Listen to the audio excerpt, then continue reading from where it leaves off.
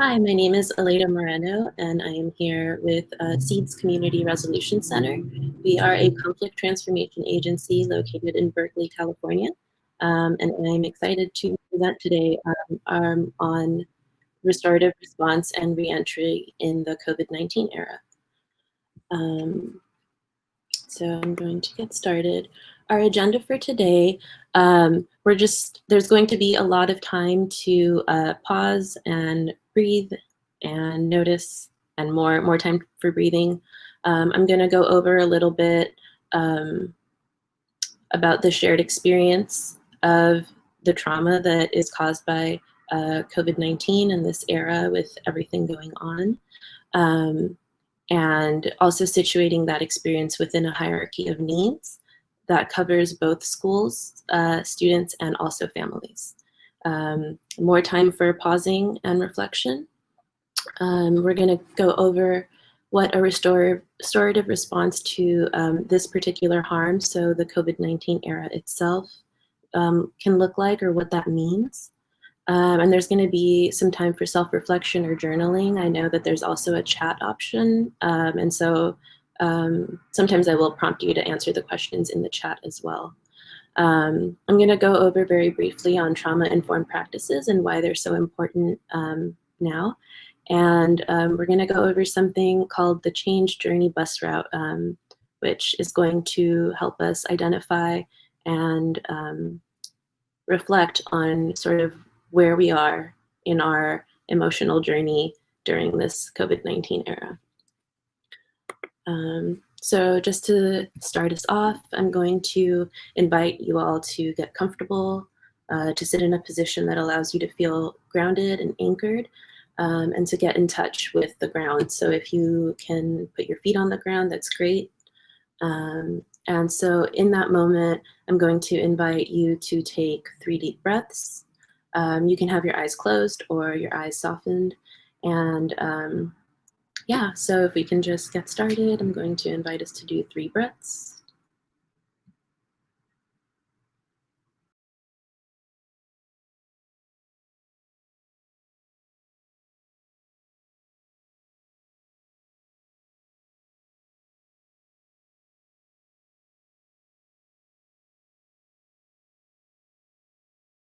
And we're coming back, and I'm going to invite you to take a look either outside or around the space that you're in, and just identify something that brings you comfort.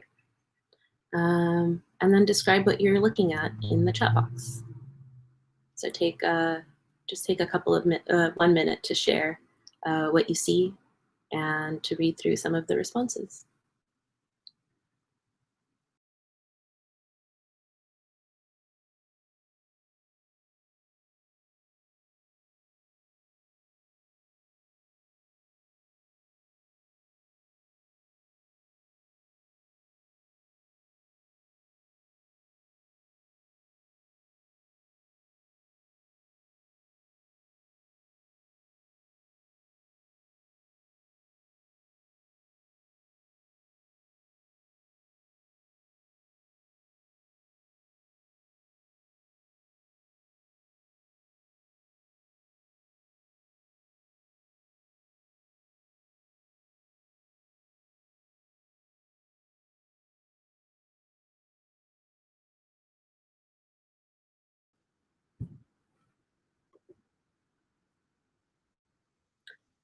Okay, so we're going to get started with our presentation. Hopefully you're feeling a little bit grounded. Yeah, so in front of us we have the COVID-19 response, school community's hierarchy of needs. Hopefully you are familiar with Maslow's hierarchy of needs. This is just a concept that explains that we can't really get to the point of recovery at the top without doing everything first below it. So getting organized, worrying about the safety of not only the students, but the families and the teachers as well.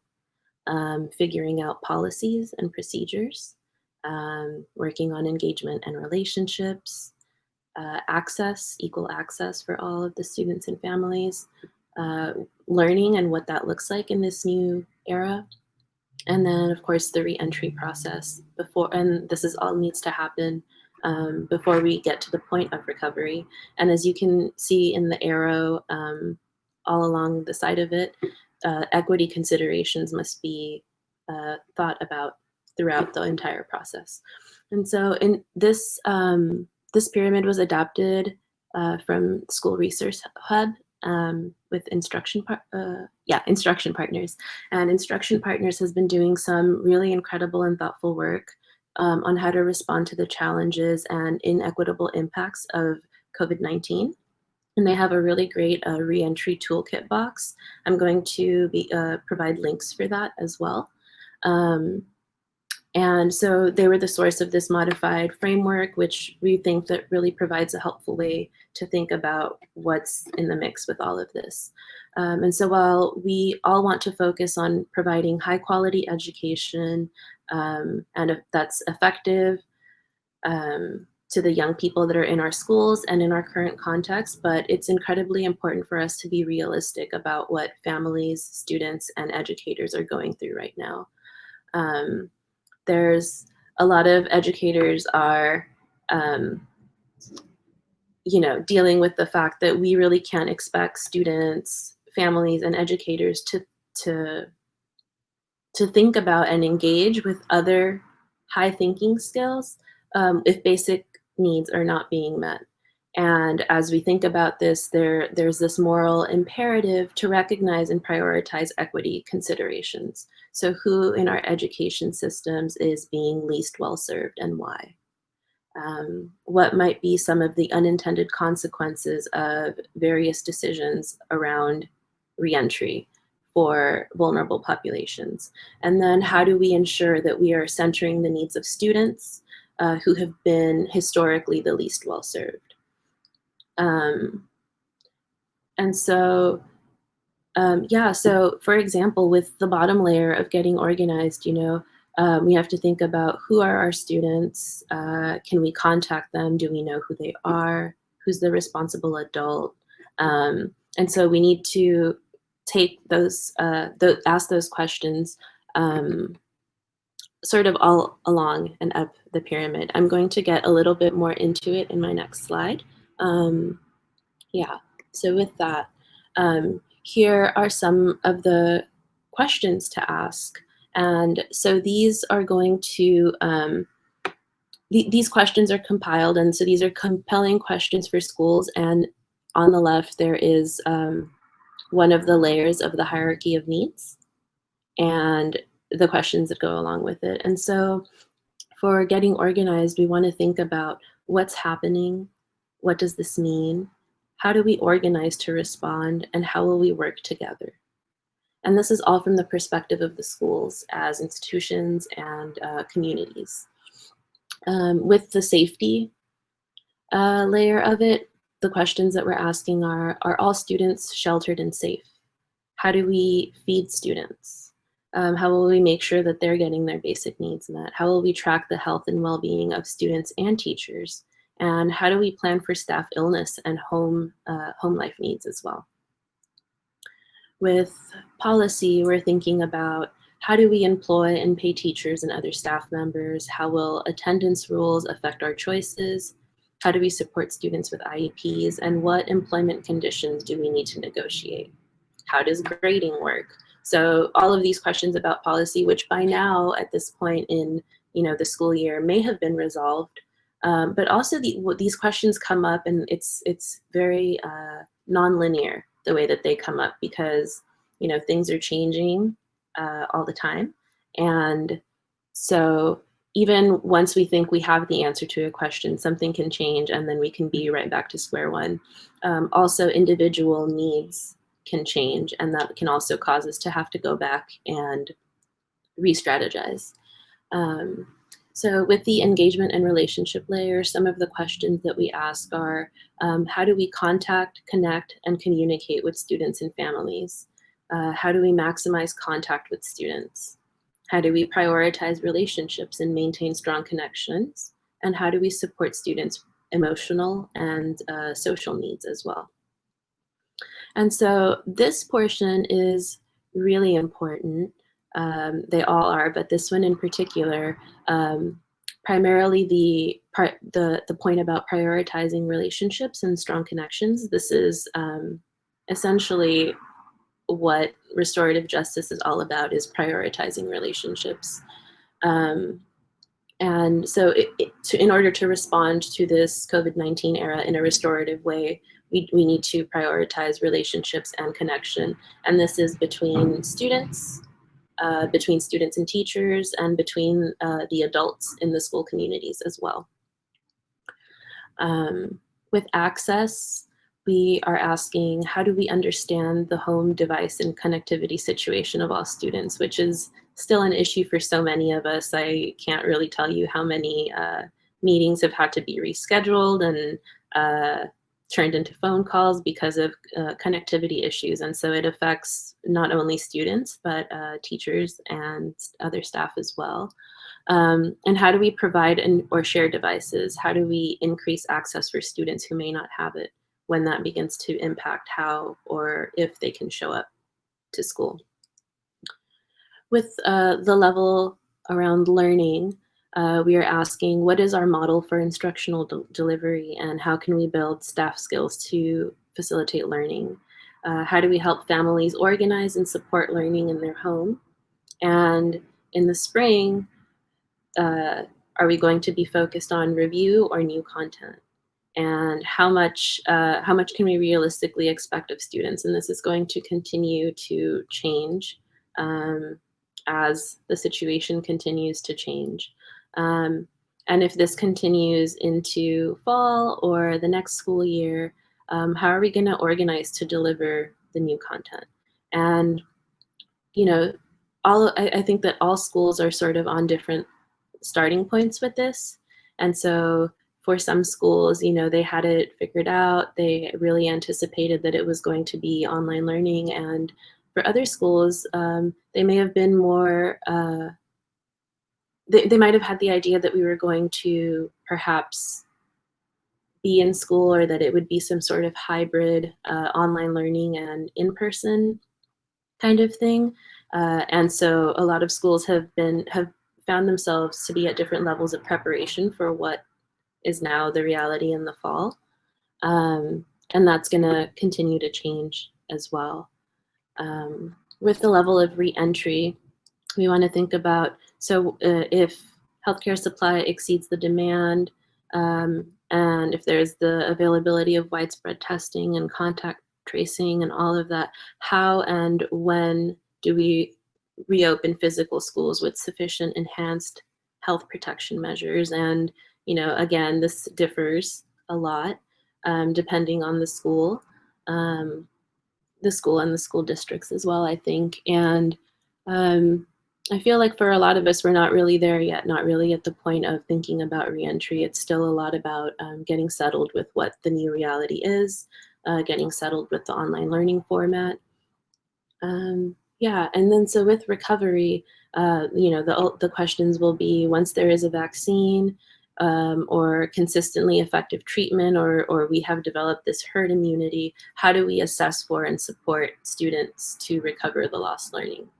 So as we can see, there's like so many questions that we can ask at each level. And again, this isn't linear. They're going to be fluctuating, and we're going to have to take steps back as far as about where we are in this pyramid. And so I'm going to invite us to take a look. Again, all of these questions were related directly to schools. So these were compelling questions for schools. And my next two slides are going to be experiential activities, where I'm going to be asking you all, either in the chat box or in a journal or a Google Doc or whatever you asking you to record what questions you think come up around each of these layers of the pyramid in relation to students. So what are the compelling questions in each of these categories that students may be asking? So just take a couple of moments to think about your students and really lean into empathizing with the situation that they're in. What's top of mind for them? and what are their compelling questions that they may be having in this moment. So take about 5 minutes to respond, again, either in the chat or in a journal privately. Um, and then also in the chat, feel free to include what's coming up for you as you think about your students and lean into trying to empathize with their situation.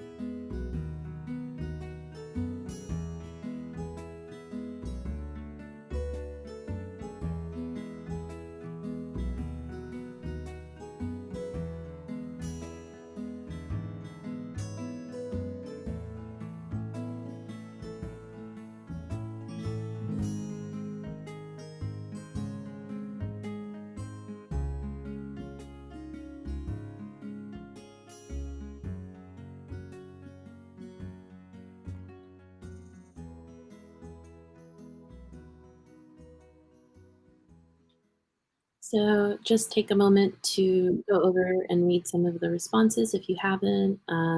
Make sure to share if you want to how or what has been coming up for you in reading the responses or answering those questions for yourself. And And then I guess also just remember to take a deep breath. I think it can be really emotionally exhausting to have to imagine what our students are going through. And so just a reminder to take care of yourself as you are following along with this presentation. Um, and so in my next slide, we're going to actually do the same activity again, but this time we're going to do it from the perspective of the families in your school communities. So really leaning into and empathizing with their experience as a family and in their families. And again, another reminder to breathe. This is hard. And we're channeling a very difficult reality that our students and families are confronting, and it can feel, again, very overwhelming. So just take care of yourself and take another 4 minutes to type in your responses to some of the compelling questions that families may be having right now. Um, and feel free to also share what comes up for you as you lean into empathizing with the families in your school communities. So take 4 minutes.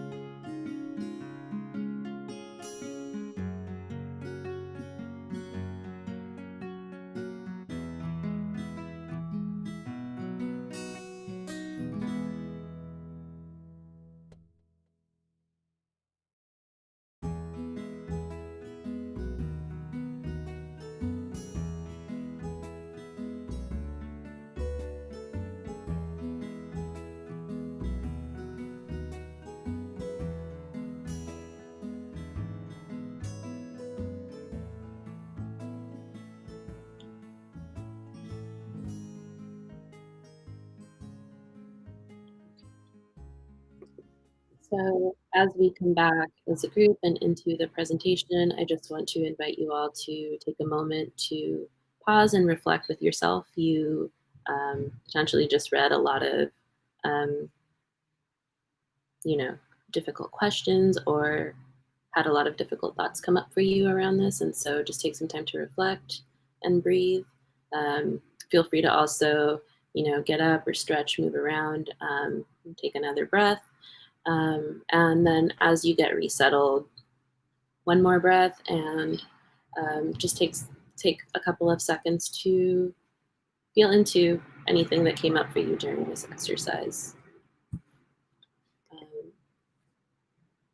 And so if there was, given all of the questions that came up and all of the needs that you may have had to think a lot about now, if there was ever a compelling need for a restorative response to harm, it is right now when students, schools, and families are going through so much. We have now acknowledged the reality that we're all facing and have recognized that COVID-19 has created a context in which institutionalized inequities in school communities have been amplified.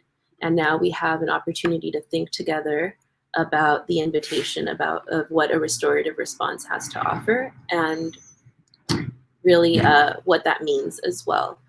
And just a reminder that, what is at the heart of a restorative response to harm is wanting to restore relationships. And these are just a couple of ways that a restorative response seeks to achieve that. And so, approaching situations of harm, a restorative approach and a response to harm approaches situations of harm with curiosity and a desire to understand. It also identifies the needs that have arisen as a result of the harm that was caused.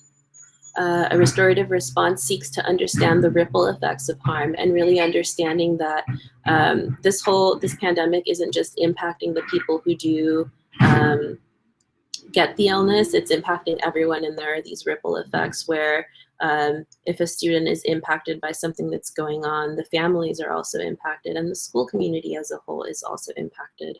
A restorative response always prioritizes relationships, and I think that is the key to restorative practices, is just prioritizing relationships.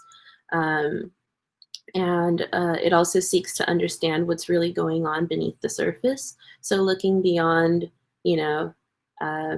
looking beyond the fact like it's not just a pandemic, there's so many other layers going on with students being at home all the time, students being without their friends, not being able to have that normal school experience, like there's a lot going on underneath the surface that impacts the way that students can and do show up for school. And then with a restorative response to this harm, we're also recognizing that people get activated when situations and events remind us of previous traumas. So things like the isolation, the feelings of lack of control, everyone can be feeling activated or triggered right now. And so it's important to note that when, in the event that certain behaviors show up on the Zoom classroom or something like that, like really just recognizing where these students and where these reactions may be coming from. Restorative response is deeply empathic, and it also works hard to identify whose responsibility it is to address these needs. So yeah, those are just a couple of ways that to I guess frame or think about students and families and behaviors that come up as well. Here we have again the pyramid that we have gone over, the hierarchy of needs one. And then on the right, we have the restorative response to harm. And these 5 questions that you see here are what we at SEEDS call the restorative questions. And these are the questions that we encourage folks to ask whenever there is an instance of harm. And here, harm can be anything. It can be a small, disagreement. It can be a fight, and it can be even something more like capital T trauma level harm as well. But some of the questions to consider, are what happened, who has been impacted, and in what way. What are you thinking, and how are you feeling? And those sort of go hand in hand. What do you need? And what needs to happen to make things as right as possible. And the triangle on the right is inverted because these restorative questions each sort of touch on different levels of this pyramid. Yeah, and so, at the beginning in the getting organized, we're thinking about what happened. When we start thinking safety, we're thinking about who has been impacted and how, um, and so on up the pyramid. Um, and so again, equity considerations need to be taken throughout. And yeah, and so this is just, I think, a really great way to sort of assess where we are and what the questions that might be coming up for us are. And again, these vary between schools, between districts, and all of that. And so it's just it's a good way to think about it and to make note of where you are along the hierarchy of needs. So I have another space for chat conversations, and um, so perhaps thinking about in the chat box, asking what is the main purpose of Zoom learning sessions as you see it right now. And there are no wrong answers. It can be anything from teaching and making sure that students are getting their education to providing a safe space for students to drop in for a couple of minutes a day. So whatever your personal response is, please share that in the chat and take about 2 minutes. And also the other question to think about is what is the most significant value that you are bringing to online learning now and at this point in the school year. So just take 2 minutes to think about that and reflect in the chat box.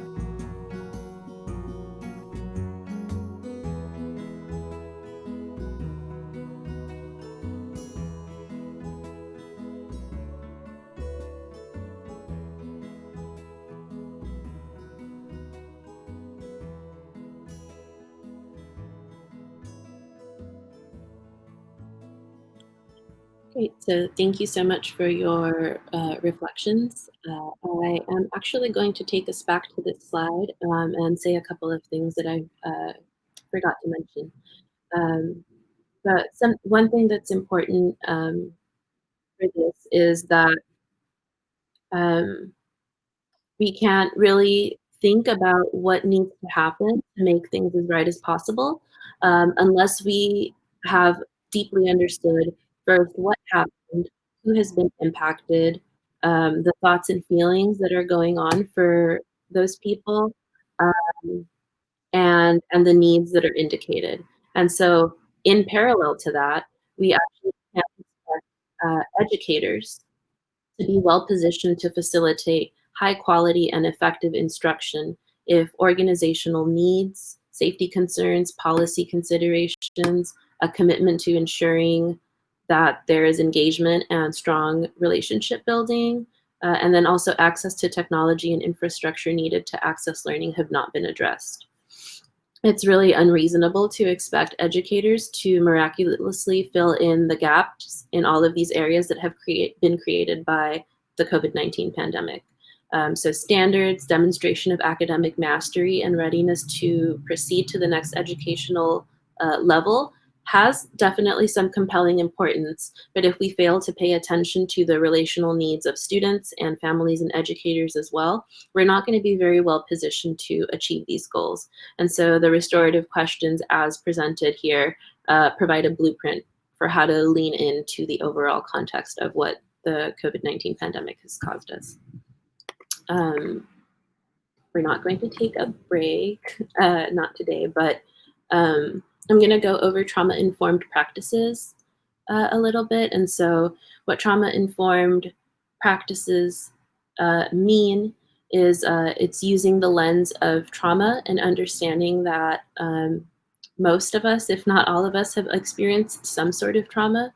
And so understanding that those traumas that individuals have faced impact behavior. And so using that lens to understand behavior and to figure out how to support students by meeting those underlying needs instead of punishing their symptoms. And the symptoms can come up as behaviors in the Zoom classroom. They can come up as absence from the Zoom classroom as well. And a trauma-informed approach would recognize that these behaviors are actually messages of unmet needs and not purposeful, like acting out. Yeah. And so we need to recognize that this pandemic is a shared trauma, and we're in this together, and together, but not in equal ways for a lot of us. And so, just acknowledging that this isn't something that is just happening to the students and families, it's happening to all of us, and some of us are better resourced than others, which is a huge consideration, and still we're all experiencing some level of trauma with this, which should not be discounted. And it's not just about supporting the students, it's about being able to support educators and school communities, including families as well. The impacts of this are incredibly varied, and they're all very much related to our respective positions of power and privilege. And our respective experiences are all valid, and they all need and deserve care and concern. So the plan needs to be able to support all members of our school communities, so students, families, and educators. And here we use educators to refer to all staff on campuses, including staff who are not necessarily teachers.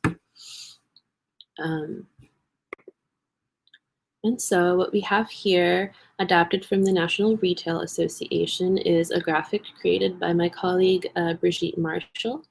And this is the change journey bus route. And this bus route covers all of the different steps to accepting change and coping with change. And I'm going to go over it briefly.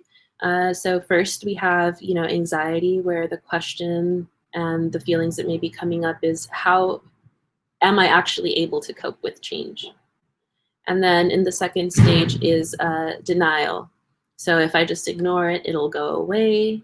And, this can look like continuing to work and teach as if nothing is happening, and just really pushing yourself to go on like it's business as usual. The third step on this is emotion. So just recognizing I'm feeling and having a very strong reaction to this change. And then also in there is fear. So thinking about, how will this affect me and my community, my family, my school? And then we have acceptance, so coming to terms with the change. And in this context, the change is the pandemic and the effects that it's had on education. Um, with number 6 is realization, so being able to see what there is to do about the situation. And then with 7 is energy, so really feeling motivated and doing what I need to do. And then there is growth, and growth comes, and this is, so once you find something, a way to cope and a way to react and respond to the change, and in a way that's working and has helped you grow.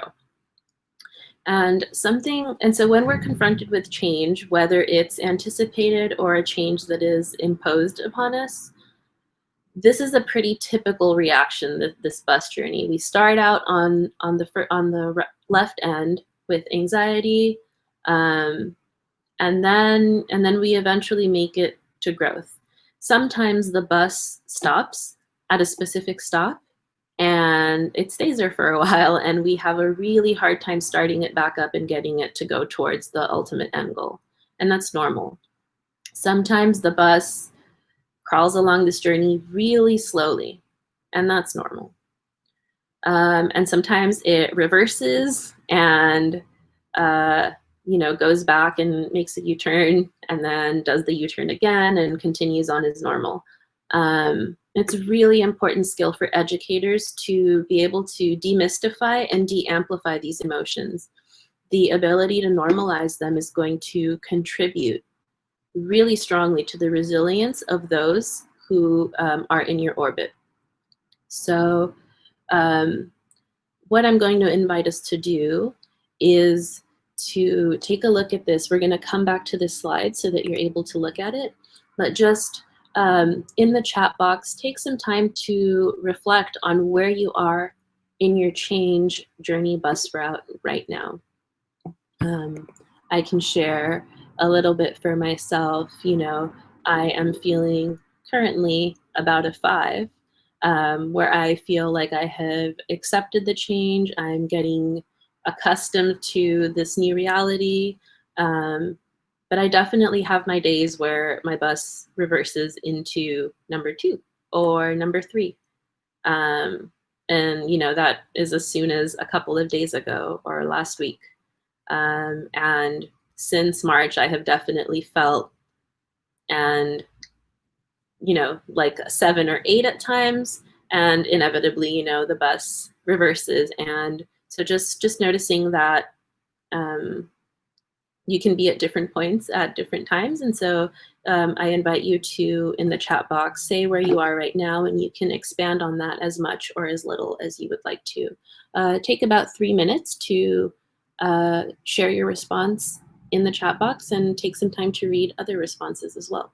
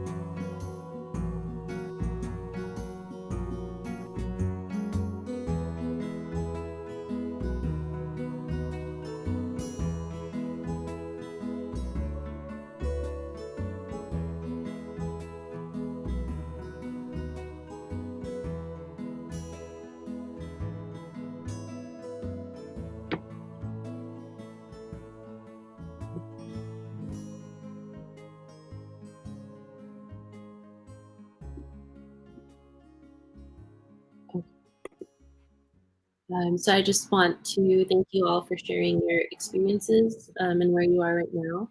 I also want to validate that whatever step you are in currently is an entirely healthy place to be. It's good to acknowledge that we are all in different places at different times. I think perhaps reading through the responses, you can see that that's true, educators and students included. Um, and that we need to have patience and grace for this. And that is a way that we can show up restoratively for our students and for our adult colleagues as well.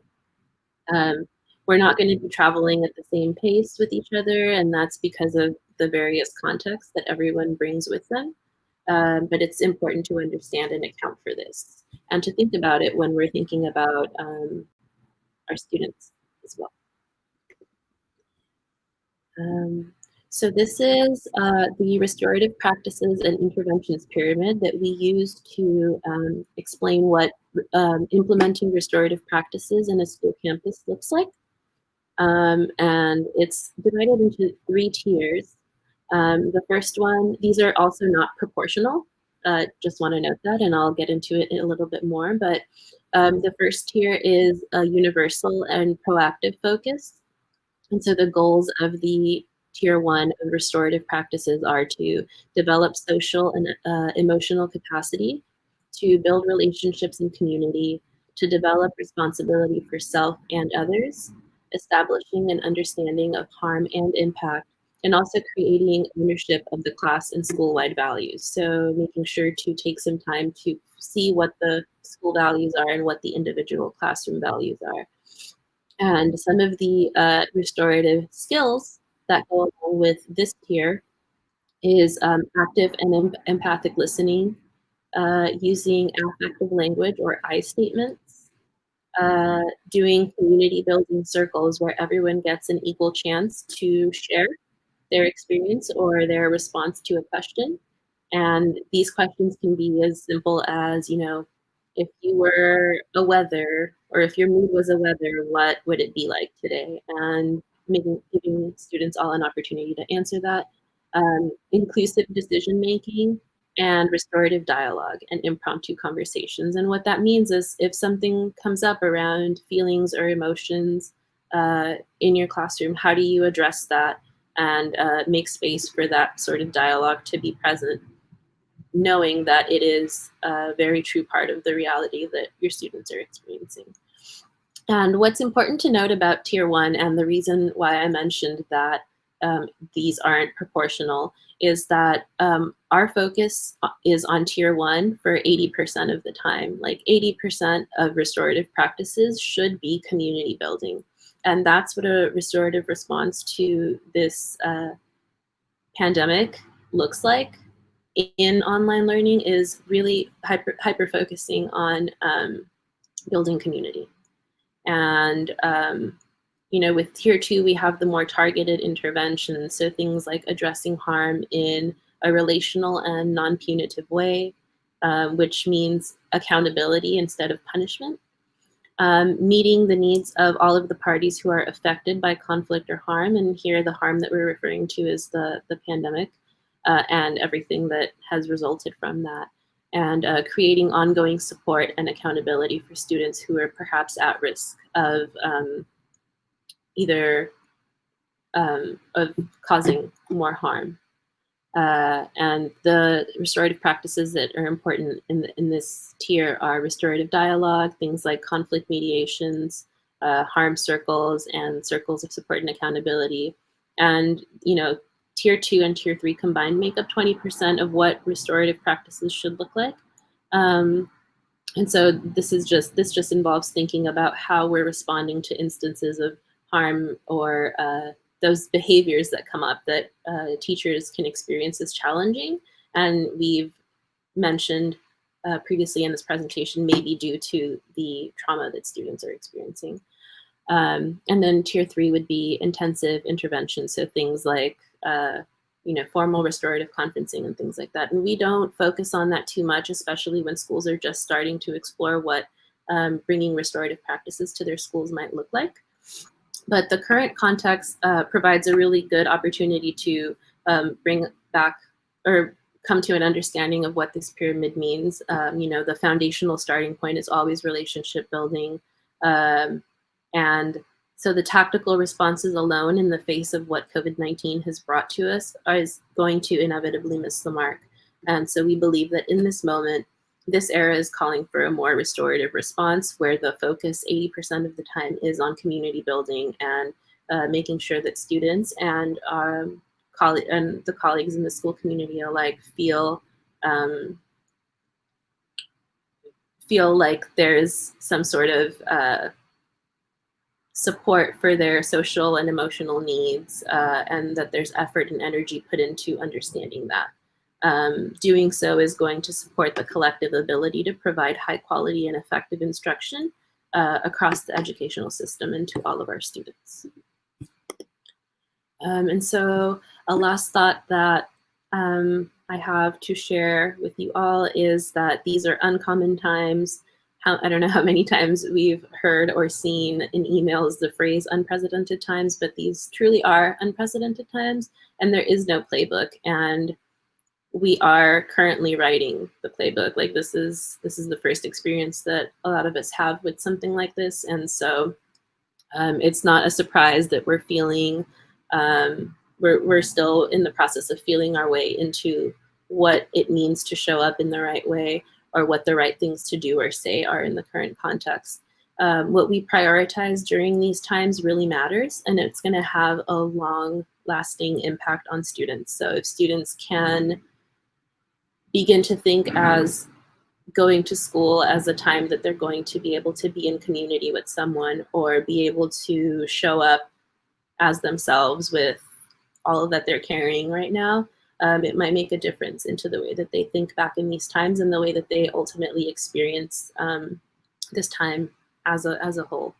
We're increasingly aware, especially at this point in the pandemic, that when things go back to normal is really an elusive concept. We don't know when that's happening, and this new normal is still being defined. We don't know a lot, and we don't know when we will know the answers to all of this. Institutions may end up being redesigned completely or completely upended, and the fabric and structure of the economy and society is being called into question. So our educational institutions at every level may end up being completely restructured, and we are in a moment of constant change, and all that we have is what we know and how we are able to show up in these moments, and knowing that that's going to matter along the way. So some closing reflections. I'm just going to invite us all again. You're going to just see the slides for this portion, just so that you have these questions in front of you.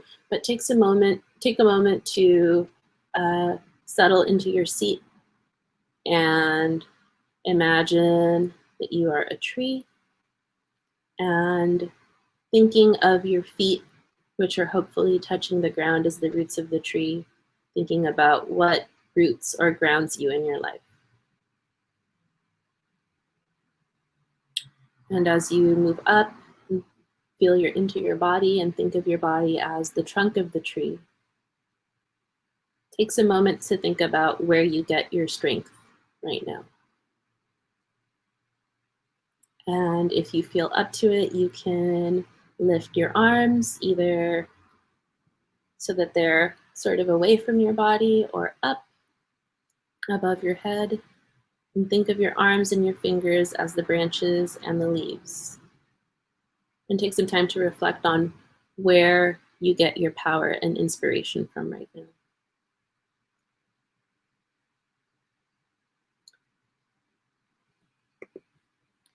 I want to thank you all so much for tuning into this presentation.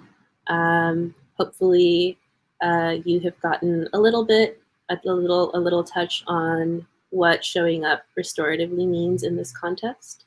And yeah, I want to wish you all the best of luck moving forward with everything.